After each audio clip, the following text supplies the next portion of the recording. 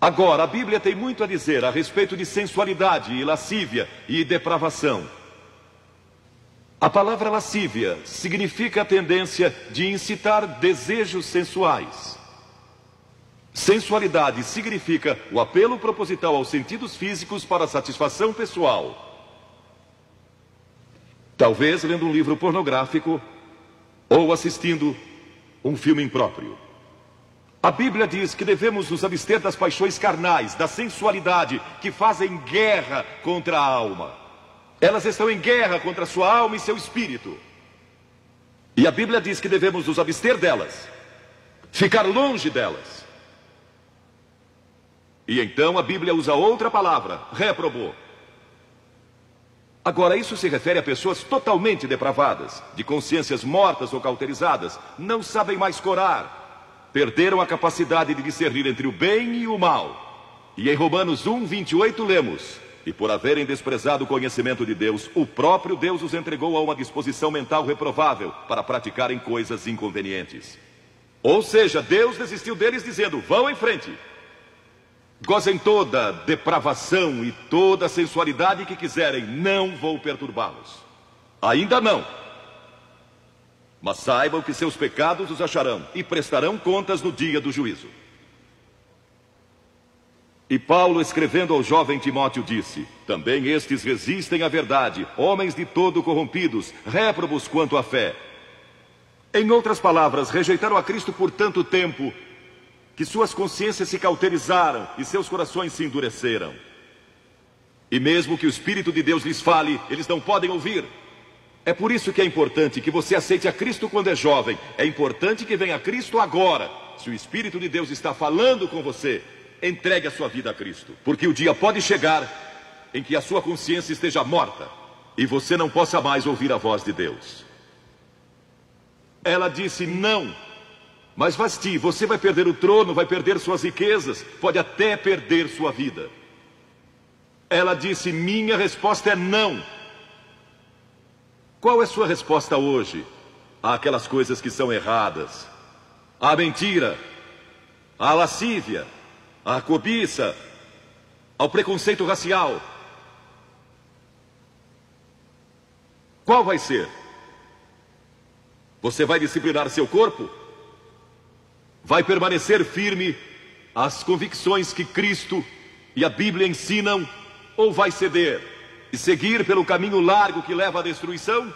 Ou vai entrar pela porta estreita e pelo caminho apertado que conduz à vida eterna? Qual vai escolher? Você tem uma escolha hoje. Deus nunca vai forçá-lo a escolher. E então houve um outro jovem, um jovem chamado Daniel. E a Bíblia diz que Daniel resolveu em seu coração que não se contaminaria com as finas iguarias do rei, nem com o vinho que ele bebia. Agora, Daniel era um jovem que tinha um propósito. Ele havia sido capturado em Jerusalém. Quando o exército de Nabucodonosor invadiu a cidade, ele foi capturado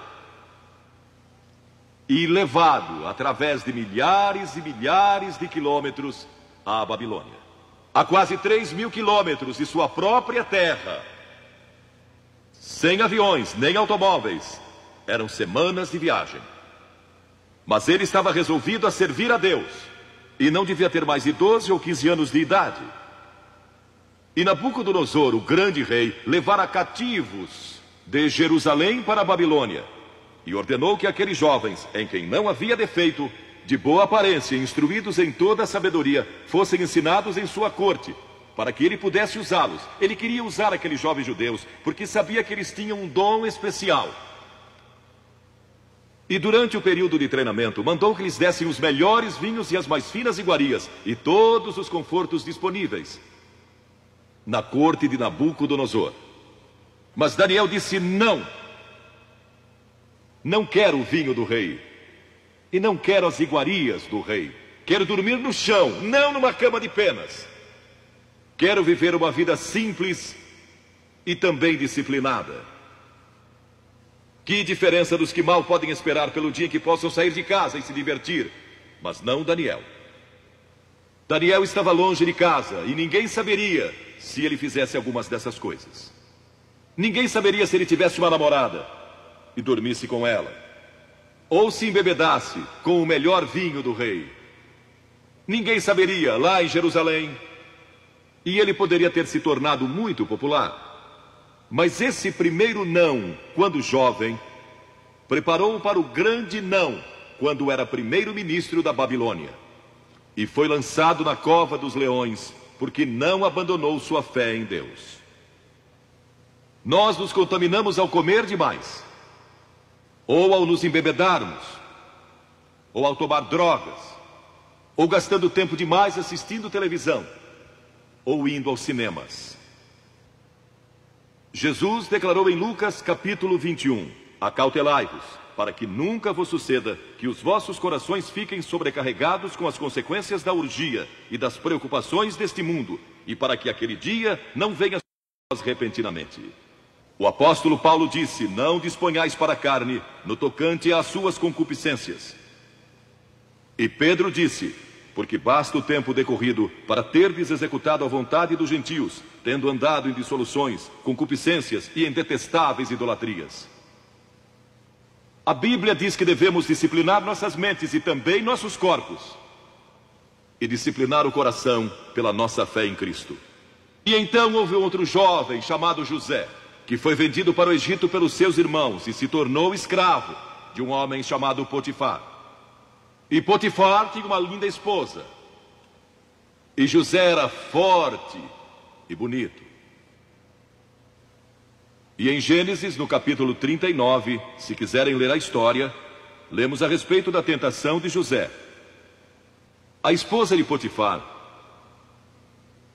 se apaixonou por José, porque José se tornou mordomo de toda a casa de Potifar, cuidando dos seus negócios. E ela viu aquele belo jovem, viril e de boa aparência, andando pela casa e pelo jardim, cuidando dos negócios todos os dias. E ela o cobiçou.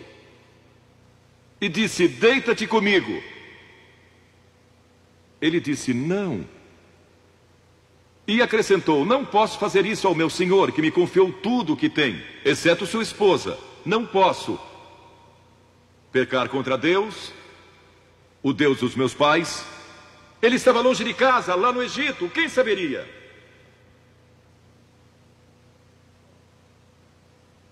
Mas disse não. E quando disse não, na última vez, ela o agarrou e ele fugiu dela, deixando sua capa. E ela começou a gritar, chamando os servos e dizendo, ele tentou me violentar. O que não era verdade. Mas Potifar acreditou e mandou que ele fosse lançado na prisão. E muitos de vocês sabem a história, que ele foi para a prisão. E através de uma série de circunstâncias, ele depois se tornou primeiro-ministro de todo o Egito. E governou o Egito sob o faraó. Deus o guardou e o promoveu. Porque José teve a coragem de dizer não quando foi tentado. Agora, sexo não é pecado. O sexo nos foi dado por Deus para a propagação da raça humana e para nosso prazer, dentro de certos limites que Deus estabeleceu para o matrimônio. As características de um cristão são autocontrole e autodisciplina. E Paulo, escrevendo a Timóteo, disse, conserva-te a ti mesmo puro. Mas como você pode se conservar puro num mundo como este? Como pode se manter puro olhando para as bancas de jornais ou assistindo a alguns filmes? Como pode se manter puro com as tentações que enfrenta todo dia? Não pode. De modo algum. Exceto se Cristo está em seu coração, Ele lhe dará a força e o poder, porque nenhuma tentação lhe sobrevirá que Cristo não lhe ofereça o meio de escape. Entregue sua vida a Cristo hoje, deixe que Ele controle a sua vida, deixe Ele ser Senhor de sua vida, deixe que Ele controle essa área de sua vida, sua mente, seu corpo e sua vida sexual. Deixe que Ele tome conta dela.